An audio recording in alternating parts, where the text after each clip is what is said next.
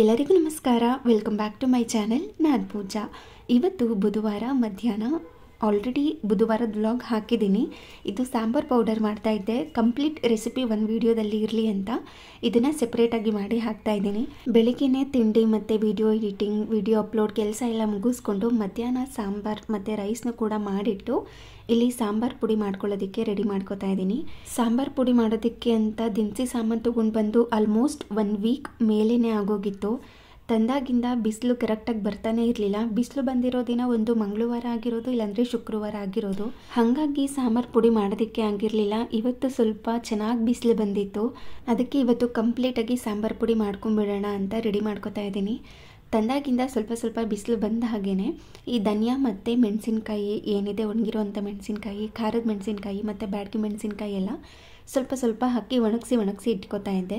ತುಂಬ ಜಾಸ್ತಿ ಹೊತ್ತು ಇವತ್ತು ಒಣಗಿಸ್ಕೊಳ್ಳೋ ಅಗತ್ಯ ಇರಲಿಲ್ಲ. ಆಲ್ರೆಡಿ ತುಂಬ ಕ್ರಿಸ್ಪಿಯಾಗಿ ಆಗಿತ್ತು. ಇನ್ನು ಡ್ರೈ ರೋಸ್ಟ್ ಮಾಡ್ಕೋಬೇಕಲ್ವ, ಅಂದರೆ ಉರಿಯೋದಕ್ಕೆ ಸ್ಟಾರ್ಟ್ ಮಾಡಬೇಕಲ್ವ. ಸೊ ಹಾಗಾಗಿ ಇನ್ನೊಂದು ಸ್ವಲ್ಪ ಒಣಗಿದ್ರೆ ಚೆನ್ನಾಗಿರುತ್ತೆ ಅಂತ ಮತ್ತೆ ಬಿಸಿಲಿಗೆ ಹಾಕಿದ್ದೀನಿ. ಈ ಸಾಂಬಾರು ಪುಡಿ ಮಾಡೋದಕ್ಕೆ ದಿನಸಿ ತರೋವಾಗ ಈ ಧನಿಯಾ ಮತ್ತು ಈ ಒಣಗಿರೋವಂಥ ಮೆಣಸಿನ್ಕಾಯಿ ಏನು ತೊಗೊಂಡು ಬಂದಿರ್ತೀವಲ್ವ, ಅದನ್ನು ಸ್ವಲ್ಪ ಚೆನ್ನಾಗಿರೋದನ್ನೇ ತೊಗೊಂಡು ಬರಬೇಕು. ಅವರೇ ಕೇಳ್ತಾರೆ ಯಾವ ಕ್ವಾಲಿಟಿ ಬೇಕು ಅಂತ. ಅದಕ್ಕೆ ಫಸ್ಟ್ ಕ್ವಾಲಿಟಿ ತೊಗೊಂಡ್ರೆ ತುಂಬ ಚೆನ್ನಾಗಿರುತ್ತೆ. ಅಂದರೆ ಜಾಸ್ತಿ ಕ್ಲೀನ್ ಮಾಡ್ಕೊಳ್ಳೋ ಅಗತ್ಯ ಕೂಡ ಇರೋದಿಲ್ಲ. ಅದು ಫ್ರೆಶ್ ಆಗಿರುತ್ತೆ ಮತ್ತು ತುಂಬ ಚೆನ್ನಾಗಿರುತ್ತೆ. ಅದ್ರ ಫ್ರೇಗ್ರೆನ್ಸ್, ಫ್ಲೇವರ್ ಎಲ್ಲ ತುಂಬ ಚೆನ್ನಾಗಿರುತ್ತೆ ಅಂತ. ಧನಿಯಾನ ಕೈಯಲ್ಲಿ ತೊಗೊಂಡು ಸ್ಮೆಲ್ ಮಾಡಿದ್ರೇ ಗೊತ್ತಾಗಿರುತ್ತೆ ಅದು ಚೆನ್ನಾಗಿದೆಯಾ ಇಲ್ವಾ ಅಂತ. ಒಳ್ಳೆ ಘಮ ಬರುತ್ತೆ. ಅದಕ್ಕೋಸ್ಕರ ಚೆನ್ನಾಗಿರೋದನ್ನೇ ತೊಗೊಳ್ಳಿ. ಇವಾಗ ಇದನ್ನು ಚೆನ್ನಾಗಿ ಬಿಸಿಲಲ್ಲಿ ಒಣಗ್ಸಕ್ಕೆ ಬಿಡ್ತೀನಿ. ಒಂದು ಅರ್ಧ ಗಂಟೆ 1 ಗಂಟೆ ಬಿಟ್ಟರೆ ಚೆನ್ನಾಗಿ ಒಣಗಿರುತ್ತೆ. ಅಂದರೆ ಆಲ್ರೆಡಿ ಎಲ್ಲ ಒಣಗಿಸಿಟ್ಕೊಂಡಿದ್ದೆ. ಇವತ್ತು ಇನ್ನೊಂದು ಸ್ವಲ್ಪ ಒಣಗಲಿ ಅಂತ ಇಟ್ಟಿದ್ದೆ ಅಷ್ಟೇ. ಮೆಣಸಿನ್ಕಾಯಿನೆಲ್ಲ ಚೆನ್ನಾಗಿ ಕ್ಲೀನ್ ಮಾಡಿಕೊಂಡು ಒಂದು ಸೈಡಲ್ಲಿ ಎತ್ತಿಟ್ಕೊಂಡಿದ್ದೀನಿ. ಹಾಗೆ ಬ್ಯಾಡಗಿ ಮೆಣಸಿನ್ಕಾಯಿನೂ ಕೂಡ ಚೆನ್ನಾಗಿ ಒಣಗಿಸಿ ಇದನ್ನು ಕೂಡ ಒಂದು ಪ್ಲೇಟ್ಗೆ ಹಾಕಿ ಎತ್ತಿಟ್ಕೋತಾ ಇದ್ದೀನಿ. ಧನಿಯಾನೂ ಅಷ್ಟೇ ತುಂಬ ಚೆನ್ನಾಗೇ ಒಣಗಿತ್ತು. ಧನಿಯಾ ಏನು ಅಷ್ಟೊಂದು ಕ್ಲೀನ್ ಮಾಡ್ಕೊಳ್ಳೋ ಅಗತ್ಯನೇ ಇರಲಿಲ್ಲ. ನಾನು ಕ್ಲೀನ್ ಮಾಡಿದೆ, ಆದ್ರೂ ಕೂಡ ಒಟ್ಟು ಮತ್ತು ಡಸ್ಟ್ ಈ ಥರ ಯಾವುದೂ ಇರಲಿಲ್ಲ. ತುಂಬಾ ಚೆನ್ನಾಗಿತ್ತು. ಈ ಥರ ತೊಗೊಂಡ್ಬಿಟ್ರೆ ನಮಗೆ ಕ್ಲೀನ್ ಮಾಡ್ಕೊಳ್ಳೋ ಅಗತ್ಯ ಕೂಡ ಇರೋದಿಲ್ಲ. ಜಾಸ್ತಿ ಹೊತ್ತು ಟೈಮ್ ಕೂಡ ಬೇಕಾಗಿರೋದಿಲ್ಲ ಕ್ಲೀನ್ ಮಾಡ್ಕೊಳ್ಳೋದಕ್ಕೆ ಅಂತ ಈ ಥರ ತೊಗೋಬೇಕು. ಇವಾಗ ಇದನ್ನು ಕೂಡ ಚೆನ್ನಾಗಿ ಒಣಗಿಸಿದ ಮೇಲೆ ಇನ್ನು ಇದಕ್ಕೆ ಬೇಕಾಗಿರುವಂಥ ಪದಾರ್ಥನೆಲ್ಲ ತೊಗೊಂಡಿದ್ದೆ. ಅದನ್ನೆಲ್ಲ ಇವಾಗ ಕ್ಲೀನ್ ಮಾಡ್ಕೊಳ್ಳೋದಕ್ಕೆ ರೆಡಿ ಮಾಡ್ಕೋತಾ ಇದ್ದೀನಿ. ಸಾಂಬಾರು ಪುಡಿನ ಒಬ್ಬೊಬ್ಬರು ಒಂದೊಂದು ಥರ ಮಾಡ್ತಾರೆ. ತುಂಬಾ ಡಿಫ್ರೆನ್ಸ್ ಇರುತ್ತೆ ಒಬ್ಬರು ಮಾಡೋ ಸಾಂಬಾರು ಪುಡಿಗೂ ಇನ್ನೊಬ್ಬರು ಮಾಡೋ ಸಾಂಬಾರು ಪುಡಿಗೂ. ಪುಣ್ಯ ಅಂತಂದರೆ ನಮ್ಮ ಅತ್ತೆ ಮನೆ ಕಡೆ ಮತ್ತು ನಮ್ಮ ಅಮ್ಮನ ಮನೆ ಕಡೆ 2 ಕಡೆನೂ ಆಲ್ಮೋಸ್ಟ್ ಒಂದೇ ಥರನೇ ಸಾಂಬಾರು ಪುಡಿ ಮಾಡೋದು. ಹಾಕುವಂಥ ಪದಾರ್ಥಗಳು ಸೇಮ್ ಇರುತ್ತೆ, ಕ್ವಾಂಟಿಟಿ ಸ್ವಲ್ಪ ಹೆಚ್ಚು ಕಡಿಮೆ ಇರುತ್ತೆ. ಇವತ್ತು ನಮ್ಮತ್ತೆ ಮನೆ ಕಡೆ ಯಾವ ರೀತಿ ಸಾಂಬಾರು ಪೌಡರ್ ಮಾಡ್ತಾರೆ ಆ ಥರ ರೆಡಿ ಮಾಡ್ಕೋತಾ ಇದ್ದೀನಿ. ಧನಿಯಾನೆಲ್ಲ ಕ್ಲೀನ್ ಮಾಡಿಕೊಂಡೆ. ಸ್ವಲ್ಪನೂ ಕೂಡ ಕಸ ಕಡ್ಡಿ ಏನೂ ಇರಲಿಲ್ಲ, ನೀಟಾಗಿತ್ತು. ಹಾಗೆಯೇ ಇನ್ನು ಕಡಲೆಕಾಳು, ಉದ್ದಿನಬೇಳೆ ಮತ್ತು ಸಾಂಬಾರು ಬೇಳೆ ಎಲ್ಲ ಇರುತ್ತಲ್ವ, ಅದನ್ನು ಒಂದು ಸರಿ ಕ್ಲೀನ್ ಮಾಡ್ಕೊಳ್ಳೋದು. ಕೆಲವೊಂದು ಸರಿ ಕಲ್ಲಿರೋ ಚಾನ್ಸಸ್ ಇರುತ್ತೆ. ಹಾಗೆ ಏನಾದ್ರೂ ಹುಳ ಗಿಳ ಇಡ್ತಿದ್ಯಾ ಅಂತ ಚೆಕ್ ಮಾಡಿಕೊಂಡು ಅದನ್ನೆಲ್ಲ ಮತ್ತೆ ಕ್ಲೀನ್ ಮಾಡಿಕೊಂಡು ಅದೇ ಕವರ್ಗೆ ಹಾಕಿ ಎತ್ತಿಟ್ಕೋತಾ ಇದ್ದೀನಿ. ನೆಕ್ಸ್ಟು ಉರಿಯೋದಕ್ಕೆ ಸ್ಟಾರ್ಟ್ ಮಾಡ್ಕೋತೀವಲ್ವ, ಆವಾಗ ಬಳಸ್ಕೊಳ್ಳೋದಕ್ಕೆ ಈಸಿ ಆಗುತ್ತೆ ಅಂತ. ಇನ್ನು ಸಾಂಬಾರು ಬೇಳೆ ಏನಿದೆ ಅದನ್ನು ಕೂಡ ಅದೇ ರೀತಿ ಕ್ಲೀನ್ ಮಾಡಿಕೊಂಡು ಅದೇ ಕವರ್ಗೆ ಹಾಕಿ ಇಟ್ಕೋತಾ ಇದ್ದೀನಿ. ನಾನು ಮೊದಲೇ ಹೇಳ್ದಾಗೆ ಒಬ್ಬೊಬ್ಬರು ಒಂದೊಂದು ಥರ ಸಾಂಬಾರು ಪುಡಿನ ಮಾಡ್ತಾರೆ. ಅಂದರೆ ನಾವು ವೆಜಿಟೇರಿಯನ್ ಅಲ್ವಾ, ನಮಗೆ ಸೆಪ್ರೇಟಾಗಿ ಸಾಂಬಾರು ಪುಡಿ, ಧನಿಯಾ ಪುಡಿ ಆ ಥರ ಏನೂ ಇರೋದಿಲ್ಲ. ಒಂದೇ ಸಾಂಬಾರು ಪುಡಿ ಅಷ್ಟೇ. ಸಾಂಬಾರು ಪುಡಿ ಅಂದರೆ ಒಂದೇ. ಇನ್ನು ನಾನ್ ವೆಜಿಟೇರಿಯನ್ಸ್ ಯಾರಾದರೂ ಇದ್ದರೆ ಅವ್ರ ಮನೆಯಲ್ಲಿ ಸ್ವಲ್ಪ ಸೆಪ್ರೇಟಾಗಿ ಮಾಡಿರ್ತಾರೆ. ಅಂದರೆ ನಮ್ಮ ಬಿಲ್ಡಿಂಗಲ್ಲೇ ಧನಿಯಾ ಪುಡಿ ಹಾಗೆಯೇ ಈ ಮೆಣಸಿನ್ಕಾಯಿ ಪುಡಿನೇ ಸೆಪ್ರೇಟಾಗಿ ಮಾಡಿಸಿ ಇಟ್ಕೊಂಡಿರ್ತಾರೆ, ನಾನು ನೋಡಿದ್ದೆ. ಹಾಗೆಯೇ ಇನ್ನು ಸಾಂಬಾರು ಪುಡಿಗೆ ಚಕ್ಕೆ ಲವಂಗ ಎಲ್ಲ ನಾವು ಬಳಸೋದಿಲ್ಲ. ಚಕ್ಕೆ ಲವಂಗ ಹಾಕ್ತೇನೆ ಸಾಂಬಾರು ಪುಡಿನ ಮಾಡ್ತೀವಿ. ನಮ್ಮ ಕಡೆ ಇದೇ ಥರನೇ ಮಾಡೋದು. ಅಂದರೆ ನಮ್ಮ ಅಮ್ಮನ ಮನೆ ಕಡೆ ಮತ್ತು ನಮ್ಮ ಅತ್ತೆ ಮನೆ ಕಡೆ 2 ಕಡೆ ಇದೇ ಥರ ಮಾಡೋದು. ಸೊ ಹಾಗಾಗಿ ನಾನು ಇದೇ ಥರನೇ ಮಾಡ್ತಾಯಿದ್ದೀನಿ. ಇವಾಗ ಎಲ್ಲನೂ ಕೂಡ ಒಣಗಿಸಿ ಎತ್ತಿಟ್ಕೊಂಡಿದ್ದೀನಿ. ಇವಾಗ ಉರಿಯೋದಕ್ಕೆ ಸ್ಟಾರ್ಟ್ ಮಾಡ್ಕೋಬೇಕು. ಆದಷ್ಟು ಸ್ವಲ್ಪ ದಪ್ಪ ತಳ ಇರುವಂಥ ಪಾತ್ರೆನ ಇಟ್ಕೊಂಡ್ರೆ ಒಳ್ಳೆಯದು. ಸೊ ಹಾಗಾಗಿ ನಾನಿಲ್ಲಿ ಒಂದು ಸ್ಟೀಲ್ ಬಾಣಲಿ ಥರ ಇದೆ ಅಲ್ವಾ, ಈ ಕಡಾಯಿ ಥರ, ಅದನ್ನೇ ಇಟ್ಕೊಂಡಿದ್ದೀನಿ. ಹಾಗೆ ಹುರಿದು ಹಾಕ್ಕೊಳ್ಳೋದಕ್ಕೆ ಅಂತ ಒಂದು ದೊಡ್ಡ ಪ್ಲೇಟ್ನ ಎತ್ತಿಟ್ಕೊಂಡಿದ್ದೀನಿ. ಇವಾಗ ಇದಕ್ಕೆ ಕಡಲೆಕಾಳು ಏನಿದೆ ಅದನ್ನು ಹಾಕಿ ಆದಷ್ಟು ಇದನ್ನು ಮೀಡಿಯಮ್ ಫ್ಲೇಮ್ನಲ್ಲಿ ಇಟ್ಕೊಂಡು ಹುರಿದ್ರೆ ತುಂಬಾ ಒಳ್ಳೆಯದು. ಬೇಗ ಕಪ್ಪಾಗೋದಿಲ್ಲ, ನೀಟಾಗಿ ಒಳಗಡೆ ಎಲ್ಲ ಫ್ರೈ ಆಗಿರುತ್ತೆ ಅಂತ, ಅಂದರೆ ಹುರಿದಿರುತ್ತೆ ಅಂತ. ಈ ಕಡಲೆಕಾಳನ್ನು ಈ ರೀತಿ ಉರಿತಾ ಇದ್ದರೆ ನೋಡಿ ಈ ಥರ ಓಪನ್ ಆಗ್ತಾ ಇರುತ್ತೆ, ಅಂದರೆ ಕಡಲೆ ಆಗೋದಕ್ಕೆ ಸ್ಟಾರ್ಟ್ ಆಗ್ತಾ ಇರುತ್ತೆ ನೋಡಿ. ಅಲ್ಲಿ ತನಕ ಇದನ್ನು ಉರಿಬೇಕಾಗತ್ತೆ. ನಂತರ ಅದನ್ನು ಒಂದು ಪ್ಲೇಟ್ಗೆ ಎತ್ತಿಟ್ಕೊಂಡು ಇನ್ನು ಬೇರೆ ಪದಾರ್ಥಗಳನ್ನ ಉರಿಯೋದಕ್ಕೆ ಸ್ಟಾರ್ಟ್ ಮಾಡ್ಕೋಬೇಕು. ಕಡಲೆಕಾಳನ್ನು 1/4 kg ಅಷ್ಟು ತೊಗೊಂಡಿದ್ದೀನಿ. ಹಾಗೆ ಉದ್ದಿನಬೇಳೆ ಅಥವಾ ಉದ್ದಿನ ಕಾಳನ್ನು ಕೂಡ 1/4 kg ಅಷ್ಟೇ ತೊಗೊಂಡಿದ್ದೀನಿ. ಇದನ್ನು ಕೂಡ ಲೋ ಫ್ಲೇಮ್ ಟು ಮೀಡಿಯಂ ಫ್ಲೇಮ್ನಲ್ಲಿ ಇಟ್ಕೊಂಡು ಘಮ ಬರೋ ತನಕ ಲೈಟಾಗಿ ಕಲರ್ ಚೇಂಜ್ ಆಗ್ತಾ ಇರುತ್ತೆ ನೋಡಿ, ಅಲ್ಲಿ ತನಕ ಅದನ್ನು ಡ್ರೈ ರೋಸ್ಟ್ ಮಾಡಿಕೊಂಡು ಎತ್ತಿಟ್ಕೊಂಡಿದ್ದೀನಿ.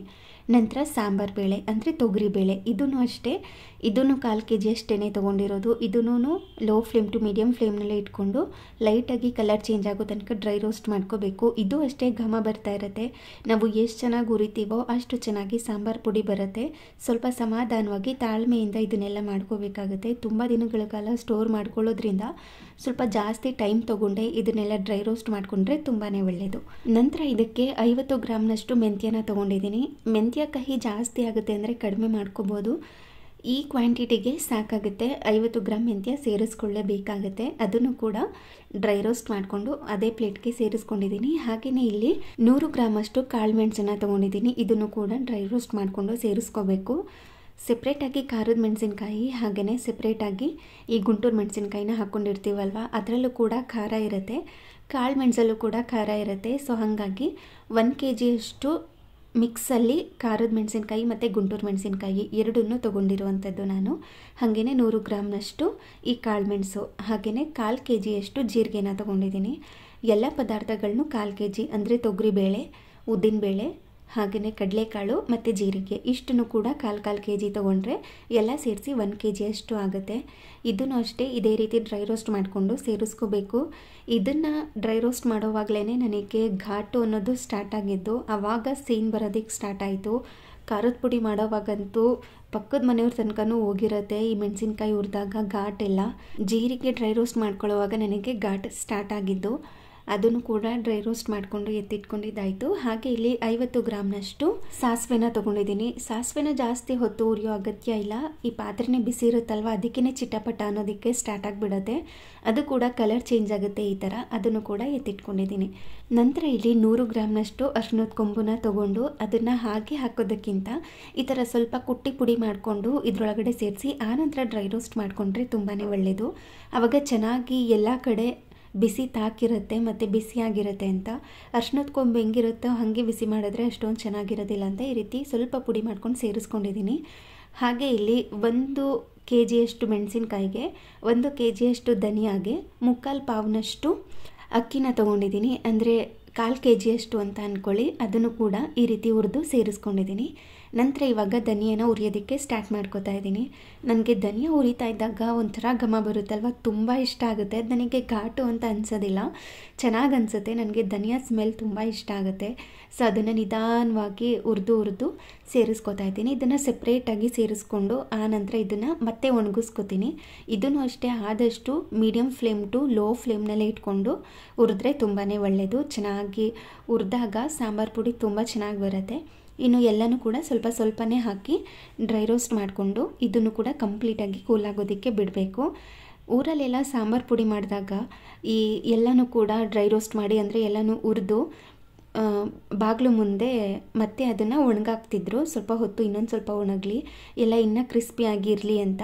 ಆದರೆ ನಾವೇನು ಮಾಡ್ತಿದ್ವಿ, ಆ ಕಡಲೆಕಾಳು ಹುರಿದಿರ್ತಾರಲ್ವ, ಅದು ಕಡಲೆ ಆಗಿರುತ್ತಲ್ವ, ಅದನ್ನು ಎತ್ಕೊಂಡು ತಿಂತಿದ್ವಿ. ನಮ್ಮ ಮನೇಲಿ ಅಂತಲ್ಲ, ಯಾರದೇ ಮನೇಲಿ ಸಾಂಬಾರು ಪುಡಿ ಮಾಡಿದ್ರೂ ಕೂಡ ಮನೆ ಮುಂದೆ ಎಲ್ಲನೂ ಕೂಡ ಹುರಿದು ಒಣಗಾಕೋರು. ಆವಾಗ ಕಡಲೆ ಆಗಿರುತ್ತಲ್ವ, ಅದನ್ನು ಮಾತ್ರ ಎತ್ಕೊಂಡು ತಿಂತಿದ್ವಿ.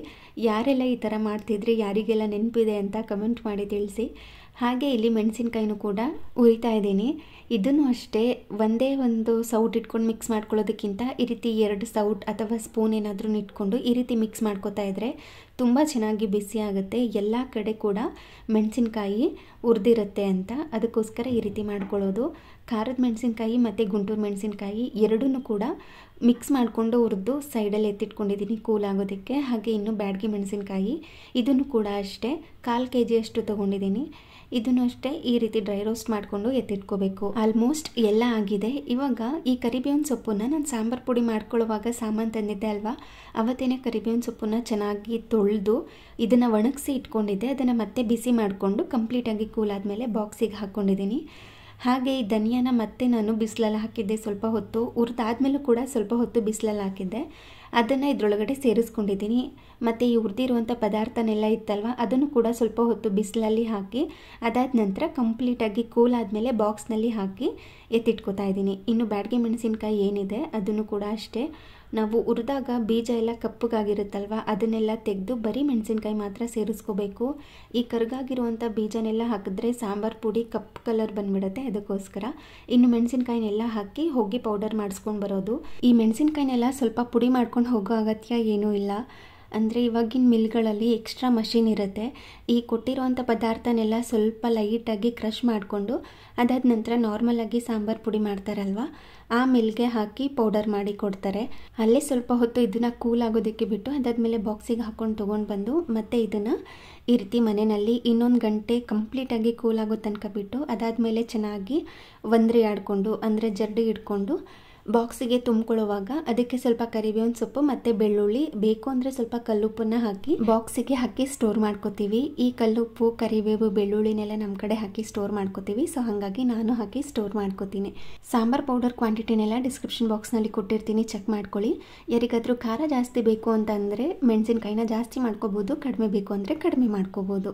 ಮಧ್ಯಾಹ್ನದಿಂದ ಸಾಯಂಕಾಲ ತನಕ ಈ ಸಾಂಬಾರ್ ಪುಡಿ ಮಾಡೋ ಕೆಲಸನೇ ಆಗೋಯಿತು. ಗೊತ್ತಿತ್ತು ಲೇಟ್ ಆಗುತ್ತೆ ಅಂತ, ಅದಕ್ಕೇನೆ ಮಧ್ಯಾಹ್ನನೇ ರಾತ್ರಿಗೂ ಆಗೋ ಥರ ಸಾಂಬಾರನ್ನ ಮಾಡಿ ಇಟ್ಕೊಂಡಿದ್ದೆ. ನೈಟು ಬಿಸಿ ಬಿಸಿಯಾಗಿ ರೈಸ್ ಮಾಡಿಕೊಂಡು ಊಟ ಮಾಡಿದ್ದಾಯಿತು. ಇದಾಗಿತ್ತು ಇವತ್ತಿನ ದಿನ. ಈ ವಿಡಿಯೋ ನಿಮಗೆ ಸ್ವಲ್ಪನಾದರೂ ಇಷ್ಟ ಆಗಿದ್ರೆ ಯೂಸ್ಫುಲ್ ಅನಿಸಿದ್ರೆ ಪ್ಲೀಸ್ ಒಂದು ಲೈಕ್ ಮಾಡಿ, ಶೇರ್ ಮಾಡಿ.